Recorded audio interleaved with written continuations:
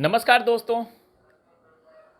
नीरज और केशव, दो ऐसे नाम जो कि आपको भी याद है, मुझे भी याद है, सबको याद है, क्योंकि ये दोनों सुशांत सिंह राजपूत के घर के काम करने वाले व्यक्ति थे। और जब जांच एजेंसियों ने टाइट किया इनको, तो ये टूट गए थे, क्योंकि जांच एजेंसियों ने पहले लगातार कई लोगों को सम्मन भेज करके बुलाया था और पूछताछ भी हुई।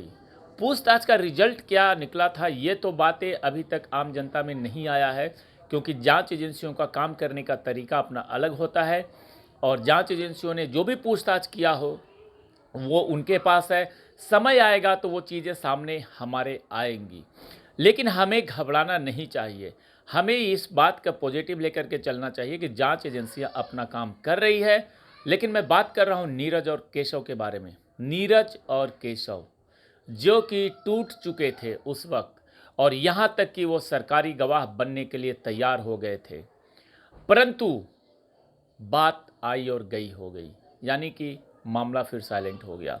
नीरज और केशव के बारे में ये खबर आ रही है कि वो दोनों ने मुंबई छोड़ दिया है और मुंबई से बाहर अपना ठिकाना बनाया है, लेकिन किस जगह पे हैं वो फरार चल रहे हैं।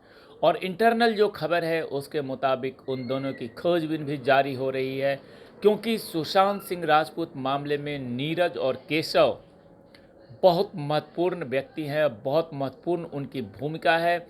और क्योंकि ये दो ऐसे व्यक्ति थे जो कि वहाँ पे लगातार घर में थे, और जो व्यक्ति हमेशा घर में होता है, चाहे वो ड्राइवर हो, चाहे वो बॉडीगार्ड हो, चाहे वो घर के काम करने वाले लोग हों, चाहे घर का रसोइया हो, इन लोगों को घर की एक एक गतिविधियों के बारे में पता रहता है। और इन गतिविधियों से बहुत कुछ जानकारी निकल सकती है, और उस जानकारी के लिए ही इन्हें सम्मन करके बुलाया गया था। और जब जांच एजेंसियों ने इन पे पहरा कड़ा किया तो ये टूटे थे, और टूटने के बाद इन्होंने बहुत सारी ऐसी बातें कही थी कि जो कि इस मामले में बहुत ही सार्थक सिद्ध हो सकता था, बहुत सारे राज खोल सकते थे। हो सकता है कि इसमें कुछ चीज़ें हैं एजेंसियों के पास, परंतु अभी जो ये फरार हुए हैं इनकी खोजबीन जारी है, और हो सकता है कि इनकी जल्दी गिरफ्तारी भी हो, क्योंकि एजेंसियों के चंगुल से कोई भाग नहीं सकता। बड़े बड़े लोगों को सरेंडर करना पड़ता है।